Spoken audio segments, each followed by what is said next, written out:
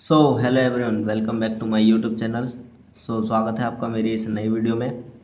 आज हम बात करने वाले हैं सरफेस गेज की, जो कि हमारी आज की क्लास जो कि कौन सी है, हमारी 16th क्लास हमारी है ये आज। 16वीं क्लास ये हमारी है आज। और आज हम जिस चीज़ के बारे में पढ़ेंगे वो है हमारा सरफेस गेज के बारे में। सरफेस गेज और मार्किंग, मतलब पहले हम मार्किंग को समझेंगे, उसके बाद हम सरफेस गेज को समझेंगे, ठीक है। तो आपको ज़्यादा बेहतर तरीके से समझ में आएगा। तो देखते हैं, हम बिना टाइम वेस्ट किए आइए शुरू करते हैं। देखिए क्या है, व्हाट इज़ सरफेस गेज। सबसे पहले हम बात करेंगे सरफेस गेज की, लेकिन मतलब इन सारे टॉपिक्स को कवर करने से पहले एक बार मार्किंग को हम मोटा मोटा देख लेंगे। उसके बाद हम देखेंगे सरफेस गेज क्या है, फिर देखेंगे हम उसके टाइप्स कितने तरह के होते हैं, फिर देखेंगे हम पार्ट्स, उसके बाद मटेरियल, और लास्ट में देखेंगे हम वर्किंग एंड यूजेस। ठीक है, तो बगैर टाइम वेस्ट करें आइए शुरू करते हैं। देखिए सबसे पहले हम पहले देखिए, अब आप सोचिए कि जब आप किसी जॉब पर कुछ काम करने जा रहे हैं तो आपको कैसे पता चलेगा कि आपको कितने मतलब साइज़ में किसी चीज़ को काटना है, एक्यूरेट कटेगा। उसी उसके लिए आप क्या करते हैं, आप एक मार्किंग का यूज़ करते हैं, जो कि मैं आपको अब बताने जा रहा हूँ। ठीक है, मतलब कि आप मतलब कोई भी कटिंग हो या ड्रिलिंग हो, कुछ भी ऑपरेशन जब आप जॉब पे करते हैं तो वो एक उसी सही स्थान पर हो, वो ऑपरेशन जॉब के ऊपर। उसके लिए हम मतलब क्या चीज़ करते हैं, उसके लिए हम करते हैं मार्किंग। ठीक है, तो मार्किंग में सबसे पहले क्या चीज़ है, क्या मार्किंग एक प्रोसेस है जिसमें जॉब पर लाइन, पॉइंट्स, सिंबल ड्रॉ किए जाते हैं ताकि मशीनिंग और फिटिंग बिल्कुल सही जगह पर हो। जैसे कि मैं आपको बता रहा था, ठीक है, कोई भी ऑपरेशन है सही जगह पर तभी होगा जब उस पर करेक्ट मार्किंग होगी। ठीक है, किसी भी मेटल या जॉब को बनाने से पहले उसका नक्शा जॉब पर उतारना ही मार्किंग है। ठीक है ना। किसी जॉब को बनाने से पहले, जैसे आप आईटीआई में जब जाएंगे तो आपकी प्रैक्टिकल बुक में साइड में मतलब कि आपसे वो फाइल भी बनवाएंगे, तो उसमें भी आपको एक एक एमएम तक का पता रहेगा कि कितने एमएम पर हमें जॉब को काटना है, कितने बॉक्सेस बनाने हैं, कितने ट्रायंगल बनाने हैं। जॉब भी कई तरह की बनती हैं, तो वो बिल्कुल सही बने उसके लिए मार्किंग करते हैं ताकि जो भी ऑपरेशन हम करें एक्यूरेट जगह पर हो। दूसरा क्वेश्चन मैंने लिया है कि मार्किंग कितने प्रकार की होती है। ठीक है, तो मार्किंग में सबसे पहला आता है आपका लाइन मार्किंग। ठीक है, लाइन मार्किंग में क्या है, लाइन मार्किंग है, फिर सेकंड है आपका सेंटर मार्किंग, फिर है आपका सर्कुलर मार्किंग, फिर है एंगुलर, फिर है प्रोफाइल मार्किंग। तो लाइन मार्किंग में क्या है, रेखांकित वाली, कि जॉब पर स्ट्रेट लाइन खींचना, किस चीज़ के लिए, कटिंग के लिए, फाइलिंग के लिए, है कि नहीं है। और उसके बाद सेंटर लाइन वो फिर उसके बाद क्या है, सेंटर मार्किंग। सेंटर मार्किंग में क्या होगा, आपका ड्रिलिंग पॉइंट तय करने के लिए सेंटर पंच से या सेंटर पंच से डॉट बनाना। मतलब कि मान लीजिए आपको यहाँ पर ड्रिलिंग करनी है, यहाँ पर कुछ, यहाँ पर, तो आपने एक होता है सेंटर पंच जिसका जो उसका पॉइंट एंगल है वो कितने डिग्री पर ग्राइंड होता है, 90 डिग्री पर। ठीक है, तो ये आपको याद रखना है। मैंने पहले की वीडियो जब बनाई थी पंच वाली, उसमें मैंने बताया था। तो उसके लिए हम इस सेंटर पंच का यूज़ करते हैं जब हमें ड्रिलिंग करनी होती है उसकी मार्किंग के लिए, ठीक है, डॉट लगाने के लिए। अब आता है आपका सर्कुलर मार्किंग। सर्कुलर मार्किंग में क्या है, सर्कल या आर्क बनाना होता है, किसकी सहायता से, डिवाइडर या स्क्राइबर की सहायता से। ठीक है, अभी मैं दिखाऊंगा कि स्क्राइबर कैसा होता है, डिवाइडर कैसा होता है, वहाँ पर अभी मैंने फ़ोटो बहुत सारे लिए हैं, तो मैं आपको अभी दिखाता हूँ। एंगुलर मार्किंग, एंगुलर मतलब कोणीय वाली, कोण मार्किंग, बेवल प्रोटेक्टर या एंगल प्लेट से कोण बनाना होता है। ठीक है, तो उसको क्या बोलते हैं, एंगुलर मार्किंग। फिर आता है आपका प्रोफाइल मार्किंग। प्रोफाइल मार्किंग किस तरीके की, कोई शेप हो गई जैसे कि हेक्सागन, स्लॉट, इरेगुलर शेप बनाना। ठीक है, इस तरह की जो मार्किंग है वो प्रोफाइल मार्किंग में आती है, जिसमें हमें किसी तरीके की मतलब शेप बनानी होती है। अब हेक्सागन का मतलब है कि आपकी ये आपने बोल्ट देखा, वो देखा होगा नट आपने, इस तरीके का कुछ होता है ना नट। तो वो ये 6 जो साइडें बनी होती हैं इसकी, इनको ही बोलते हैं हम हेक्सागन। बढ़ते हैं हम आगे। अब मैं आपको ये टूल्स दिखा देता हूँ। देखिए जो टूल्स हैं जो कि मैं बता रहा था अभी, आमतौर पर मार्किंग के लिए निम्नलिखित उपकरण की आवश्यकता होती है। ठीक है, निम्नलिखित की आवश्यकता होती है। कौन कौन से आपको दिखा देता हूँ। सरफेस प्लेट जो कि आपको ये दिख रही होगी यहाँ पर। फिर है आपकी मार्किंग टेबल, ये इस तरीके की, इसके जो आप देख रहे होंगे इसकी जो टेबल है इसके बीच में छोटे छोटे ग्रुप जैसे बने रहते हैं। और फिर है आपकी ये एंगल प्लेट 3rd नंबर पे। फिर है 4th नंबर पे वी ब्लॉक भी हम पढ़ चुके हैं। स्क्राइबर, ये स्क्राइबर आपको ये दिख रहा होगा, ये यहाँ पर कुछ इस तरीके का स्क्राइबर होता है ये। और फिर है ऑड लैग कैलिपर, इसकी एक टांग जो है मुड़ी हुई है इस तरीके से, उधर को आपको दिख रही होगी ये वाला हिस्सा। फिर है आपका सरफेस गेज, ये है जो कि हम पढ़ रहे हैं अभी। ठीक है, सरफेस गेज हो गया। फिर हो गया आपका 8वें नंबर पर वर्नियर हाइट गेज, इसके बारे में अभी हम पढ़ेंगे। फिर आ गया आपका स्क्रैच गेज, ये है आपका स्क्रैच गेज। फिर है आपका कॉम्बिनेशन सेट जो कि हम पढ़ चुके हैं। स्टील रूल जो कि हम पढ़ चुके हैं। डॉट पंच सेंटर पंच हो गया। फिर मार्किंग हैमर, ये आपका। फिर आगे डिवाइडर, ये आपका दिख रहा होगा डिवाइडर। मैं इसको एक सेकंड में इसको हटाने की कोशिश करता हूँ। फिर डिवाइडर ये है। ट्रेमल, ठीक है, ये आपके बड़े चाप लगाने के लिए काम आता है, मतलब शीशे वगैरह में यूज़ होता है। जब शीशे का काम जहाँ होता है ना, तो बड़े वृत्त की मार्किंग के लिए आपका ट्रेमल का यूज़ होता है। बाकी अब आपको एक आंसर देना होगा कमेंट में कि डॉट पंच का और सेंटर पंच का जो पॉइंट एंगल है वो कितने डिग्री पर ग्राइंड होता है, तो वो आपको कमेंट में बताना है। बाकी आगे बढ़ते हैं। अब आ जाता है हमारा जो टॉपिक था वो, जैसे कि मैंने आपको मार्किंग के बारे में ज़्यादा से ज़्यादा चीज़ें बता दी हैं, तो आपको इतना समझ में आ गया होगा कि कौन सी मार्किंग किस चीज़ के लिए होती है और क्यों होती है।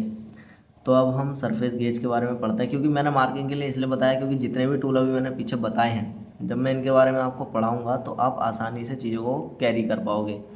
मेरा पढ़ाना एक इसलिए है क्योंकि देखिए जो चीज़ मैंने लिखी है 50% आपको इससे समझ में आ जाएगा, ठीक है, और जो मैं बोल रहा हूँ 50% आपको इससे समझ में आ जाएगा। जो मैंने लिखा है मैं उससे थोड़ा सा अलग ही बोलता हूँ।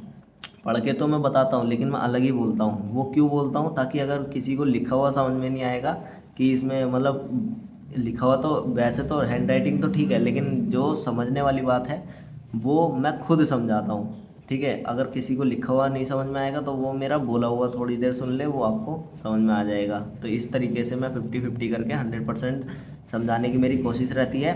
बाकी डिपेंड करता है आपके माइंडसेट पर। ठीक है, तो हमारा जो पहला है वो क्या है, व्हाट इज सरफेस गेज, जो कि हमने पीछे अभी हेडिंग्स पढ़ी थी, अब वो हेडिंग्स हम कवर करेंगे। तो इसमें सबसे पहले क्या है कि सरफेस गेज एक मेजरिंग इंस्ट्रूमेंट है। ठीक है, अगर आपसे कोई डायरेक्ट पूछता है कि सरफेस गेज क्या है, तो आपको क्या कहना है, मेजरिंग इंस्ट्रूमेंट है, यानी कि एक मापने वाला यंत्र या औजार है, इस टाइप से आप बोल सकते हैं, जिसका इस्तेमाल हम वर्कशॉप में मार्किंग और टेस्टिंग के लिए करते हैं। ठीक हो गया, मार्किंग और टेस्टिंग के लिए इससे हम सरफेस प्लेट पर रखते हैं, इसे हम सरफेस प्लेट पर रखते हैं और इससे मार्किंग लाइन खींचते हैं या जॉब की एक्यूरेसी चेक करते हैं। देखिए मैं जो लिख रखा है मैंने, ये बिल्कुल आसान भाषा में लिखा है। ये कोई भी मतलब किताब की भाषा से मैं नहीं लेता, ताकि आपकी समझ में आराम से आ जाए। देखिए पढ़ने का मतलब किताब की भाषा को रटना नहीं होता है, उसको डाइवर्सिफाई करके समझना होता है। मतलब आप अगर किताब खोल के देखेंगे अपनी, उसमें कई शब्द लिखे होते हैं, उन शब्दों के अलग अलग मीनिंग होते हैं, उन मीनिंग को जोड़कर ही इस तरीके की लाइनें बनती हैं। अब आप खुद सोचो कि जब आप खुद बनाओगे तो आप क्या ही बनाओगे, यही इसी से रिलेटेड सेम चीज़ें आपके मुंह से निकलेंगी। बिल्कुल देखो अपनी भाषा में ही मैं सब चीज़ें आपको पढ़ाता हूँ। इसलिए अगर वीडियो आपको पसंद है तो वीडियो को लाइक करें और चैनल को सब्सक्राइब कर सकते हैं। अगर आपका दोस्त भी आईटीआई कर रहा है किसी मैकेनिकल ट्रेड से, फिटर ट्रेड से, और उसको भी आप ये सेंड कर सकते हैं। ठीक है, इतना आपको समझ में आ गया होगा। अब बढ़ते हैं आगे। अब बात करते हैं टाइप्स की ना। तो टाइप्स में हम क्या देखने वाले हैं, सरफेस गेज मेनली दो प्रकार के होते हैं, जिसमें पहला आपका आता है फिक्स्ड सॉलिड सरफेस गेज, मतलब फिक्स्ड, या ये जो मैंने ऑब्लिक लगाया है इसका मतलब आप समझो या लिखा है, ठीक है। फिक्स्ड या सॉलिड सरफेस गेज, इसमें स्क्राइबर फिक्स रहता है और एडजस्टमेंट्स लिमिटेड होते हैं, मतलब कि ज़्यादा हम इधर उधर नहीं घुमा सकते, इतना ज़्यादा आगे पीछे कर सकते हैं, केवल कुछ ही लिमिटेड एरिया तक ही एडजस्टमेंट हम इसका कर सकते हैं। बाकी आता है आपका यूनिवर्सल सरफेस गेज, जिसमें क्या है कि इसमें स्क्राइबर को कई एंगल पर सेट किया जा सकता है और फिर यूज़ किया जा सकता है। आप एक बार मेरे साथ दोहराओ इस चीज़ को, फिक्स्ड या सॉलिड सरफेस गेज, और second universal surface gauge. Solid surface gauge को कुछ ही हद तक ही एडजस्टमेंट किया जा सकता है, लेकिन यूनिवर्सल सरफेस गेज को अलग अलग सेट करके हम यूज़ कर सकते हैं, जिसमें स्क्राइबर को सेट करते हैं, ठीक है ना। बाकी अगले पे चलते हैं अब देखिए ये पार्ट्स, मैं चाहता तो आपके लिए 3D जैसे मैंने थंबनेल पर लगा रखा है ऐसे भी पार्ट्स ले लेता, बट इनका एक रीज़न है कि जो मैंने बुक से फ़ोटो लिए हैं, ठीक हो गया ना। ये जो मैंने बुक से फ़ोटोज़ ली हैं इनका एक अलग ही महत्व है, वो मैं अभी आपको बताता हूँ क्या है। देखिए ये जो है आपका फिक्स्ड या सॉलिड सरफेस गेज है, और ये है आपका यूनिवर्सल सरफेस गेज। तो इसमें क्या है कि सीन, देखिए इसमें है आपका स्विवल पोस्ट स्नग, फिर है आपका स्क्राइबर, फिर है आपका पिलर, फिर है आपका बेस। इसमें इतने सारे पार्ट्स हैं, देखिए स्विवल पोस्ट स्नग, फिर आपका स्क्राइबर ये है यहाँ पर, फिर स्पिंडल, फिर स्नग बोल्ट, फिर रॉकर आर्म, फिर ड्यूअल पिन्स, फिर एडजस्टिंग स्क्रू, फिर आता है आपका बेस। इस टाइप से ये सारी चीज़ें हैं, ठीक है ना। अब मैं आपको इससे क्या कह रहा था कि मैंने किताब से क्यों लिया है। देखिए जब आपका टेस्ट, मतलब कि जब आपका पेपर होगा या एग्ज़ाम होगा, CBT एग्ज़ाम, तब आपसे मतलब कहीं कहीं पर आप देखेंगे ना ये जो स्नग विस्नग बोल रखे हैं, तो इनको स्क्रू लिखा होगा। जब आप गूगल पे सर्च करेंगे और फोटो देखेंगे तो यहाँ पर स्क्रू वगैरह लिखा होगा, लेकिन जब आप टेस्ट या पेपर देंगे तब आपसे स्क्रू वाला ऑप्शन जो है वो गलत होगा, वो आपका इसी से ही आपका राइट माना जाएगा। ये जो जितने भी पार्ट्स हैं ये आपको कंपलसरी याद करने हैं, क्योंकि इसका जो डायग्राम है वो आता ही आता है, तो इसलिए आपको इम्पोर्टेंट है ये, ठीक है ना, ये इम्पोर्टेंट है, ये आपको ज़रूर से ज़रूर याद कर लेना है सारे पार्ट्स, ठीक है। जो जो इम्पोर्टेंट डायग्राम होंगे मैं आपको बताऊंगा, क्योंकि मैंने की है ITI, क्योंकि मुझे एक्सपीरियंस है इस चीज़ का, मुझे पता है इसलिए। अब बढ़ते हैं हम आगे। देखिए बात करते हैं मटेरियल की। तो इनके जो मटेरियल, जैसे कि मैंने पार्ट्स अभी बताए थे आपको, तो इनके जो मटेरियल हैं वो इनके पार्ट्स के हिसाब से है। जैसे कि इसका सबसे नीचला वाला हिस्सा जो बेस था वो किस चीज़ का बना होता है, आपका कास्ट आयरन। ज़्यादातर बेस जो है कास्ट आयरन का बना होता है, ताकि हैवी और स्टेबल रहे। देखिए मैं केवल ये भी तो बोल सकता था कि बेस केवल कास्ट आयरन का होता है, लेकिन मैंने नहीं बोला, क्यों, क्योंकि मैंने आगे से ये टैगलाइन डाल दी है। अगर मेरी बात से समझ में नहीं आ रहा तो आप इस चीज़ को पढ़ सकते हो, और पढ़ के आपके समझ में आ जाएगा, ठीक है ना। जो बेस है वो किस चीज़ का बना होता है, कास्ट आयरन का। और ये लिखा हुआ भी आप याद रखना कि ज़्यादातर बेस जो है वो कास्ट आयरन के बने होते हैं। दूसरा हैवी और स्टेबल रहें इसलिए, ठीक है। क्यों रहते हैं बेस कास्ट आयरन के, ताकि हैवी और स्टेबल रहें, हिले डुले ना। कुछ हाई क्वालिटी गेजेस में हार्डन स्टील के बेस होते हैं, जो हाई क्वालिटी के, जैसे कि टूल रूम में जो जो यूज़ होंगे उनके जो बेस होंगे वो हार्डन स्टील के भी कहीं कहीं आपको देखने के लिए मिल जाएंगे। फिर बात करते हैं स्पिंडल की।